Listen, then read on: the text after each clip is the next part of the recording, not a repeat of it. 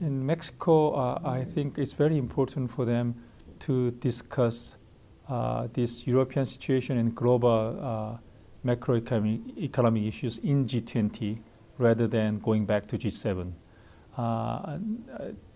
In Cannes summit, because France is a chair of G20 and also one of the leaders of European countries, naturally, when France discussed the European situation and the global solution, G20 is involved. But on the other hand, in Mexico, Mexico is not a European country, and Mexico is not a member of the G7. So it will be very unfortunate for the G20 that all this European situation and the current crisis is being discussed in G7 and G20 is not actively involved. Because the solution must be found not only in European countries, but it's a global problem. It has a large spillover effect. Emerging economies are also involved. So it's very important for Mexico as a chair of G20 to have very actively involved in finding a solution for these important global macroeconomic issues. That's one thing. The second thing is that Mexico, we hope that continue to emphasize the long-term issues together with short-term macroeconomic issues, so that I think development issue must be one of the major agenda in Mexico summit. Well, it's a good question because France has been trying to do something with respect to food security over the past year and hasn't been able to come up with anything really bold in terms of reining in commodity markets or addressing market-distorting biofuel policies. It's only been able to come up with something called the AMIS, the Agricultural Market Information System, which is trying to put information out there in agricultural commodity markets in order to smooth food price spikes in times of shortage. And this is probably all we'll get at the Cannes summit. In terms of moving the G20 to Mexico next year, I think there could be some possibility for Mexico to carry on the mantle of food security agenda, particularly under the broader umbrella of development. And I think that as an emerging power, as a country that's largely agricultural in terms of its population and a country which has experienced hunger, it's probably got more credibility to deal with these issues, and perhaps the other members might be willing to go along with perhaps more bold activities to address questions like food price volatility, agricultural production, et cetera.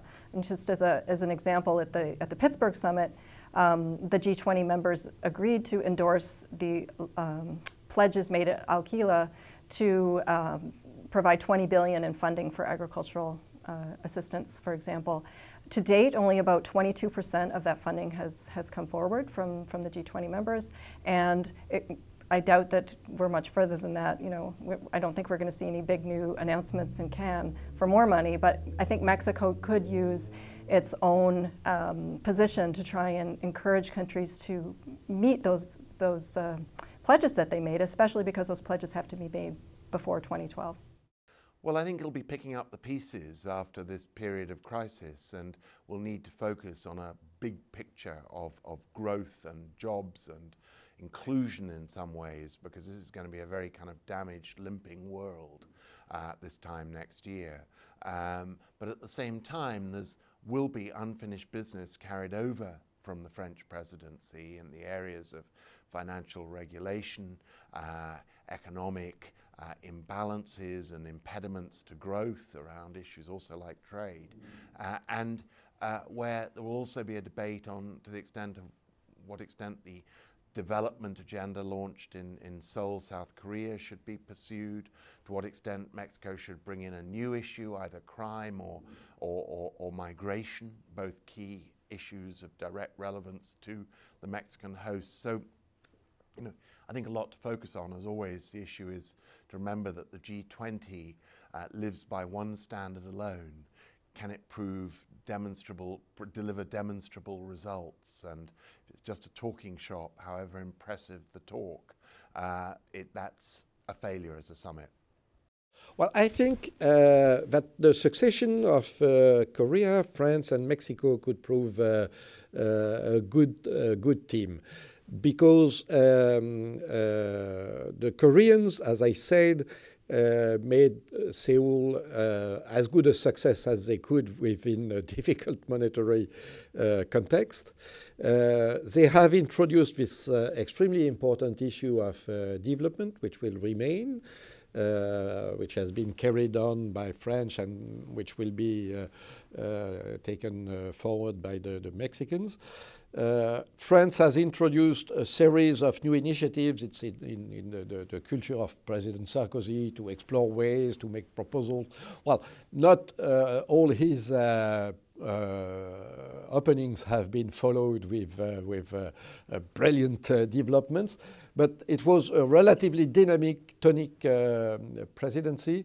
I think that the mind, according to what we discussed at the CIGI conference, I think that the Mexican mind is rather to consolidate, not to introduce new flamboyant, brilliant initiatives, but to consolidate what we need to implement carefully, to fix minutiously. So it's a good succession because we are moving forward, and it's possibly after the French presidency a good moment to take a while and say, well, where are we?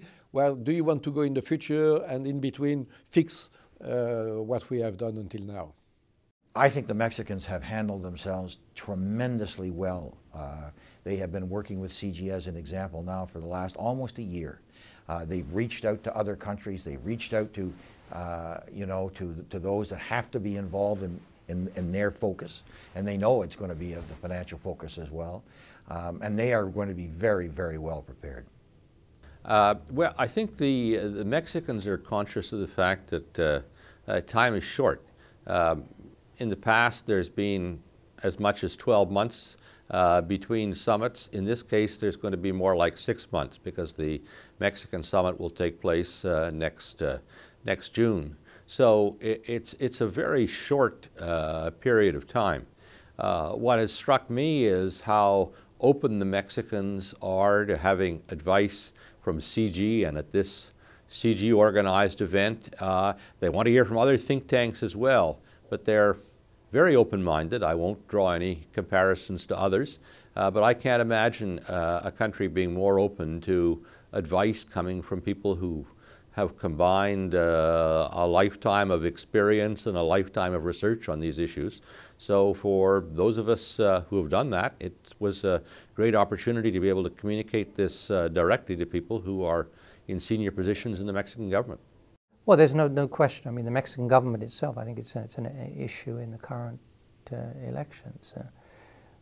See maybe the opening up of Mexico a little bit more to external investment as an issue. I think there's a real need to take seriously the urgency around issues like climate change, energy price volatility. I think it's clear that the minds are elsewhere. They're concerned with the resilience and the development of the financial system to ensure that we don't have another set of banking crises. These are all absolutely the right things to do.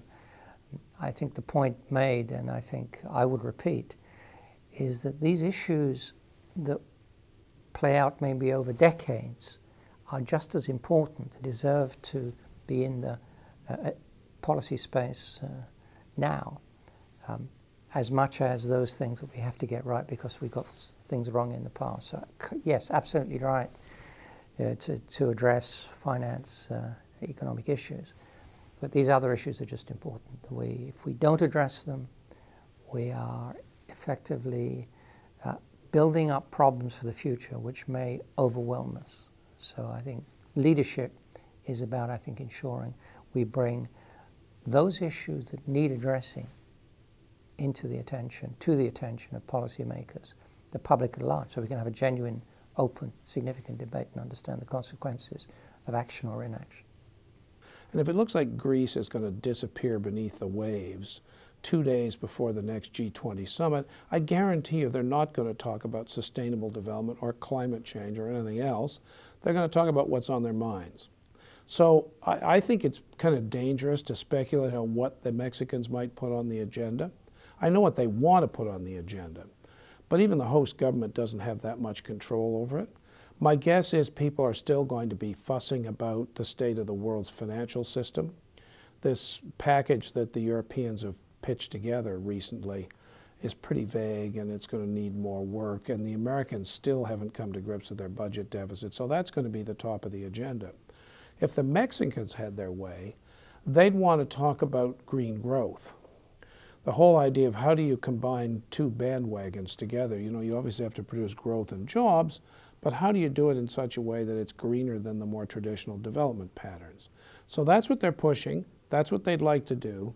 There's a lot of work going on about green growth at the moment. The OECD's done a big report. The UN Environment Program's done a big report on what they call a green economy. McKinsey, the big consulting firm, has done all this work on the transition to a low-carbon economy, what the costs are, what the benefits are, and so on. So this is a good big-ticket economic issue that leaders could get their minds around, but it's also a good environmental issue. So you get the two parts of this agenda sort of joined up in a way that means things to normal people. It means different kinds of jobs, but it still means jobs.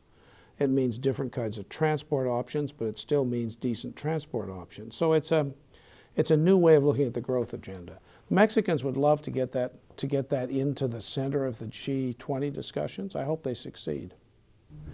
Well, to some extent, of course, it's all going to be dictated by events. So in a large chunk, it'll depend on just what does happen in the euro area. And as we mentioned, you know, to the extent that the G20 is going to be judged by this, if that crisis rolls on, and the indications are that it will, then Mexico is going to find, which is the way that we're seeing in Cannes, that other issues are kind of crowded off the agenda, and we end up being judged on that, regardless of whether we want to or not. I mean, that said, I think sort of the comments that the ambassador made, you know, about getting the G20 focused, you know, looking, instead of trying to add more and more things on the agenda, which is kind of the natural temptation if you're the chair, but to try and step back from that temptation, instead think about, well, how do we assess what we've done?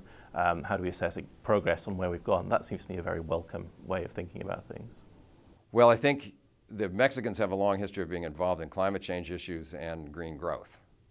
So there is some tradition for them to lead from, and some considerable long-term interest. The problem is that it's a quirky problem, is that the Rio +20 summit is taking place, conference is taking place in early June of 2012. The G20 summit is taking place in mid-June, that is to say, after the Green Growth Summit. So unless something happens at Cannes, which I'm not expecting, is there to push the green growth agenda and to define it in a certain way as an economic agenda as opposed to purely an environmental one.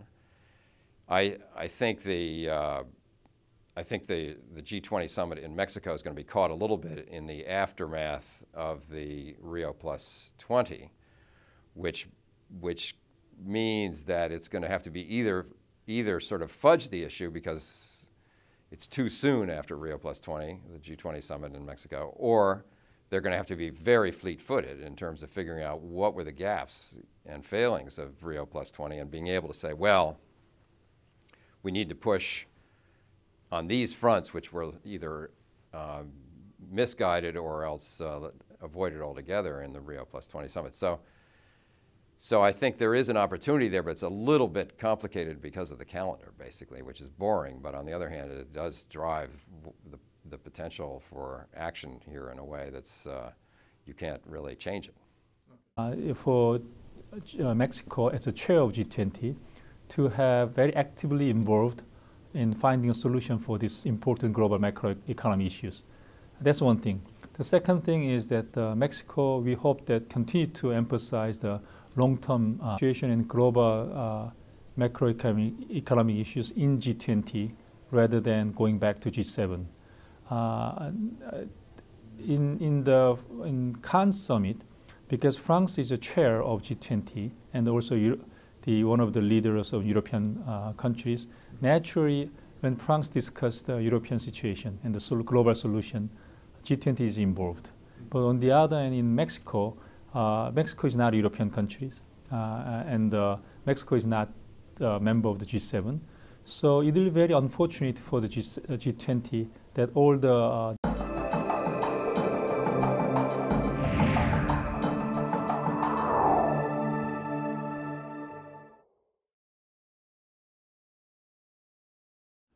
In Mexico, I think it's very important for them to discuss this European situation, and the current crisis is being discussed in G7, and G20 is not actively involved, because the solution must be found not only in European countries, but it's a global problem. It has a large spillover effect. Emerging economies are also involved. So it's very important